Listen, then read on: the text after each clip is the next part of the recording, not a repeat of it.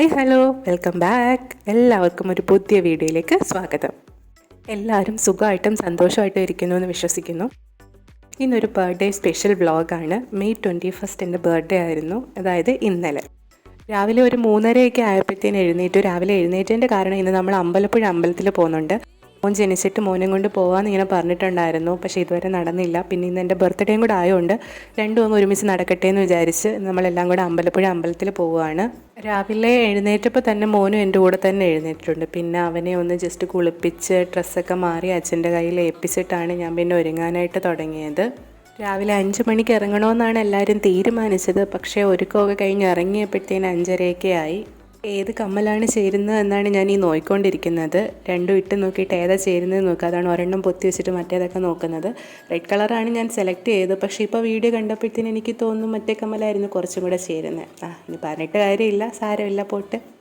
പിന്നെ കമ്മലൊക്കെ സെലക്ട് ചെയ്ത് ഇട്ട് റെഡി ആയിട്ട് ജസ്റ്റ് വന്നൊന്ന് പ്രാർത്ഥിച്ചിട്ടാണ് നമ്മളെല്ലാം ഇറങ്ങാനായിട്ട് തുടങ്ങിയത്. അച്ഛനും അമ്മയും ഹരിയും ചിറ്റയും ഉണ്ട് ഇന്ന് അമ്പലത്തിൽ പോവാൻ. 5:25 ആയി നമ്മൾ കാറിൽ കയറി ഇറങ്ങിയപ്പോൾ നമ്മൾ ഇറങ്ങിയ സമയത്ത് മഴയൊന്നും ഇല്ലായിരുന്നു. കൊല്ലം എത്താറായപ്പോഴത്തേനും മഴ ചാറി തുടങ്ങി. പിന്നെ അങ്ങോട്ട് നല്ല രീതിക്ക് മഴയുണ്ടായിരുന്നു. നമ്മൾ അമ്പലത്തിലെത്തുന്ന സമയത്ത് മഴ തോന്നു നിന്നെയായിരുന്നു. രാവിലെ ട്രാഫിക് ബ്ലോക്കൊന്നും ഇല്ലാത്തതുകൊണ്ട് പെട്ടെന്ന് എത്താൻ പറ്റും എന്നാണ് നമ്മൾ പ്രതീക്ഷിക്കുന്നത്. പിന്നെ എൻ്റെ പ്രധാന പ്രശ്നം വിച്ചുകുട്ടനാണ്. വിച്ചുകുട്ടൻ കരയും. കാറിനകത്ത് കയറിയ വിച്ചുകുട്ടൻ അപ്പം കരയും. വിച്ചുകുട്ടൻ്റെ കാറിനകത്ത് ഇരിക്കുന്നതേ ഇഷ്ടമല്ല. പുള്ളിക്ക് എപ്പോഴും പുറത്തിറങ്ങി നടക്കണം. പക്ഷേ രാവിലെ എഴുന്നേറ്റുകൊണ്ടായിരിക്കും കാറിനകത്ത് കയറി ഒരു 5 മിനിറ്റ് കഴിഞ്ഞപ്പോൾ ആളങ്ങ് ഉറങ്ങി. എത്താറായപ്പോഴത്തേനാണ് എഴുന്നേറ്റത്. അതുകൊണ്ട് വല്ല കരച്ചിലോ ബഹളോ ഒന്നുമില്ല. അങ്ങനെ നമ്മൾ അമ്പലപ്പുഴ അമ്പലത്തിലെത്തി. ഒരു 7:30 ആയപ്പോഴത്തേന് നമ്മൾ അമ്പലത്തിലെത്തി. നമ്മൾ 5:30 ഇറങ്ങിയിട്ട് ഒരു 7:30 ആയപ്പോഴത്തേന് എത്തി. ഒരു 2 മണിക്കൂർ ട്രാവൽ മാത്രമേ ഉള്ളൂ. അത് രാവിലെ ഇറങ്ങിയോണ്ടാണ് ട്രാഫിക്കൊന്നും കിട്ടാത്തതുകൊണ്ട്. അമ്പലത്തിൻ്റെ അടുത്ത് തന്നെ ഒരു പാർക്കിംഗ് ഏരിയ ഉണ്ടായിരുന്നു. അവിടെ വണ്ടി പാർക്ക് ചെയ്തിട്ട് നമ്മൾ നടന്ന് അമ്പലത്തിലെത്തി. ഗുരുവായൂർ അമ്പലത്തിൽ കയറുന്ന ഒരു ഫീലാണ് എനിക്ക് ഇവിടെയും തോന്നിയത്. 2 സൈഡിലും കടകളും അതുപോലെ നടപ്പാതയൊക്കെ വെച്ചിട്ട് അമ്പലത്തിലേക്ക് കൊടുക്കാൻ മാല, വെണ്ണ, അവൽക്കിഴിയൊക്കെ വാങ്ങിച്ചിട്ട് നമ്മൾ അകത്തോട്ട് കയറി. പിന്നെ അമ്മയ്ക്ക് മുല്ലപ്പൂവും വാങ്ങിച്ചിട്ടുണ്ടായിരുന്നു. അതാണ് അമ്മ ഈ തലയിൽ വെച്ചേക്കുന്നത്. അമ്മയ്ക്ക് പൂ ഭയങ്കര ഇഷ്ടമാണ്. അങ്ങനെ നമ്മളിതെല്ലാം കൊണ്ട് അകത്തേക്ക് കയറി. എല്ലാം തിരക്ക് കുറവായിരുന്നു. നമ്മൾ രാവിലെ വന്നുകൊണ്ടായിരിക്കും തിരക്ക് കുറവായിരുന്നു രാവിലെ. അതുകൊണ്ട് തന്നെ സമാധാനമായിട്ട് നല്ലോണം തൊഴുതിറങ്ങാനായിട്ട് പറ്റി.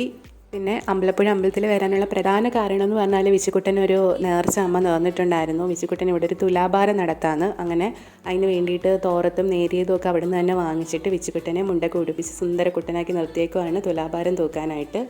പഞ്ചസാരയും കൊണ്ടാണ് തുലാഭാരം തൂക്കുന്നത്. നമ്മളൊന്നും സാധനമൊന്നും കൊണ്ടുപോയിട്ടില്ല. അവിടെ നിന്ന് തന്നെ നമുക്ക് അതിനുള്ള സാധനങ്ങൾ തരും. നമ്മൾ രസീത് എഴുതിയാലും മതി. കുട്ടൻ കരയാതെ നല്ല ഗുഡ് ബോയ് ആയിട്ട് തുലാഭാരം തൂക്കാനൊക്കെ കിടന്നു. ആൾക്ക് ഇഷ്ടപ്പെട്ടു. ഊഞ്ഞാലിലാടുന്നവരെ ചിരിച്ച് കളിച്ച് കിടക്കുമായിരുന്നു. ഇതുപോലെ അമ്പലപ്പുഴയിൽ ആരെങ്കിലും തുലാഭാരം നേർച്ചയായിട്ട് പറഞ്ഞിട്ടുണ്ടെങ്കിൽ അവിടെ ചെന്ന് കൗണ്ടറിൽ പറഞ്ഞാൽ മതി തുലാഭാരം ഉണ്ടെന്ന്. അപ്പോൾ അവരിത് നടത്തും. അതിന് ശേഷമാണ് രസീത് എഴുതിക്കുന്നത്. തുലാഭാരം നടത്തുന്നത് എന്ത് വെച്ചിട്ടാണോ അതിനനുസരിച്ചായിരിക്കും റേറ്റ് വരുന്നത്. നമ്മളിപ്പം പഞ്ചസാര വെച്ചിട്ടാണ് നടത്തിയത്. നമുക്കൊരു 550 ആ ഒരു റേറ്റായിരുന്നു തുലാഭാരത്തിന് വന്നത്. വിച്ചുവിന് എണീറ്റ് വരാൻ ഒട്ടും താല്പര്യമില്ലായിരുന്നു. പിന്നെ ഞാൻ എടുത്തിട്ട് വന്നതാണ്. പിന്നീട് പ്രസാദമായിട്ട് ലഭിച്ച വെണ്ണ നമ്മൾ വിച്ചുകുട്ടന് കൊടുക്കുകയാണ്. എന്ത് കഴിച്ചാലും ആദ്യം ഈ ഒരു എക്സ്പ്രഷനാണ്, അല്ലാതെ ഇഷ്ടപ്പെടാഞ്ഞിട്ടൊന്നും അല്ല. ഇഷ്ടപ്പെട്ട് തന്നെയാണ് കഴിച്ചത്. പിന്നെ നമ്മൾ കാപ്പി കഴിക്കാനായിട്ട് ഇറങ്ങി. അമ്പലത്തിൻ്റെ അടുത്ത് ആര്യാസ് എന്ന് പറയുന്നൊരു ഹോട്ടലുണ്ടായിരുന്നു. തൊട്ടടുത്ത് തന്നെയാണ്. അവിടെ പോയി കാപ്പിയൊക്കെ കഴിച്ചിട്ട് നമ്മൾ തിരിച്ച് അമ്പലത്തിലോട്ട് തന്നെ പോവുകയാണ്. സത്യത്തിൽ നമ്മൾ ഇത്രയും നേരത്തെ അമ്പലത്തിൽ വരാനുള്ള പ്രധാന കാരണം എന്ന് പറയുന്നത് അമ്പലപ്പുഴ പാൽപ്പായസമാണ്. ഞാൻ ആദ്യമായിട്ടാണ് അമ്പലപ്പുഴ അമ്പലത്തിൽ വരുന്നത്. അതുപോലെ അമ്പലപ്പുഴ പാൽപ്പായസം കഴിക്കാനായിട്ടും പോകുന്നത്. പറഞ്ഞു കേട്ടിട്ടുള്ള അറിവ് മാത്രമേ ഉള്ളൂ. അതുകൊണ്ട് തന്നെ ഇത് കഴിക്കാനുള്ള ഒരു ക്യൂരിയോസിറ്റി ഭയങ്കര കൂടുതലാണ്.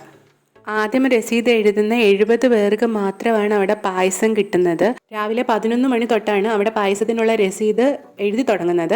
അതിനുശേഷം ഒരു 1 മണിക്ക് ശേഷമാണ് ഈ പായസം അവർ വിതരണം ചെയ്യുന്നത്. ഈ ഒരു ഭാഗത്തായിട്ടാണ് രസീത് എഴുതാൻ വേണ്ടിയിട്ട് നമ്മൾ ക്യൂ നിൽക്കുന്നത്. ഇവിടെയൊക്കെ നമുക്ക് ഇരിക്കാം. പക്ഷേ അവിടെ നല്ല ചൂടായിരുന്നു. അതുകൊണ്ട് തന്നെ വിച്ചുകുട്ടൻ കുറച്ച് നേരത്തേക്ക് ഭയങ്കര കരച്ചിലും ബഹളമൊക്കെ ആയിരുന്നു. നമ്മൾ വന്ന സമയത്ത് അവിടെ തിരക്കൊന്നും ഇല്ലായിരുന്നു. പക്ഷേ പിന്നീട് നല്ല തിരക്കായി. ആ സമയത്താണ് രചന നാരായണൻകുട്ടിയെ കണ്ടത്. എന്തോ ഒരു പ്രോഗ്രാമിൻ്റെ ഭാഗമായിട്ട് വന്നതാണ്. ഒരു സെൽഫിയൊക്കെ എടുത്തു. പിന്നെ മോനെയും കൊണ്ട് അവിടെ എല്ലാം കുറച്ച് നടന്നു. ഒരു 11 മണിയൊക്കെ ആയപ്പോഴത്തേന് രസീത് എഴുതാനായിട്ട് സ്റ്റാർട്ട് ചെയ്തു. അപ്പോഴത്തേന് ക്യൂ നിൽക്കാനുള്ള ആൾക്കാരുടെ എണ്ണവും കൂടി. നമ്മൾ രസീതൊക്കെ എഴുതിയിട്ട് പിന്നീട് പുറത്തിറങ്ങി. അമ്പലത്തിന് പുറത്ത് ഇറങ്ങിയപ്പോഴത്തേന് നേരത്തെ അടച്ചിട്ടിരുന്ന കടകളെല്ലാം തുറന്നിട്ടുണ്ട്. പിന്നെ അമ്മയ്ക്ക് എന്തോ ക്ലിപ്പോ മറ്റോ മേടിക്കാനായിട്ട് കടയിൽ കയറി വിച്ചുകുട്ടന് കളിപ്പാട്ടങ്ങളൊക്കെ വാങ്ങിച്ചിട്ട് നമ്മൾ തിരിച്ച് കാറിൽ പോയിരിക്കുകയാണ് ചെയ്തത്. 1 മണിക്ക് പായസം കൊടുത്തു തുടങ്ങത്തുള്ളൂ. അത്രയും നേരം മോനെയും കൊണ്ട് അവിടെ നിൽക്കുക എന്ന് പറഞ്ഞാൽ അത് കുറച്ച് ബുദ്ധിമുട്ടായിരുന്നു. മോൻ ഭയങ്കര കരച്ചിലൊക്കെ ആയിരുന്നു, ചൂടെടുത്തിട്ടാണ്. പിന്നെ നമ്മൾ കാറിൽ പോയിരുന്നു, അച്ഛനും ഒക്കെയാണ് പിന്നെ പോയി പായസം വാങ്ങിച്ചിട്ട് വന്നത്. കറക്റ്റ് 1 മണി കഴിഞ്ഞ്. പക്ഷേ ഇന്നലെ കുറച്ച് ലേറ്റും കൂടെ ആയി, 1:30 ആയിട്ടാണ് പായസം കൊടുത്തത്.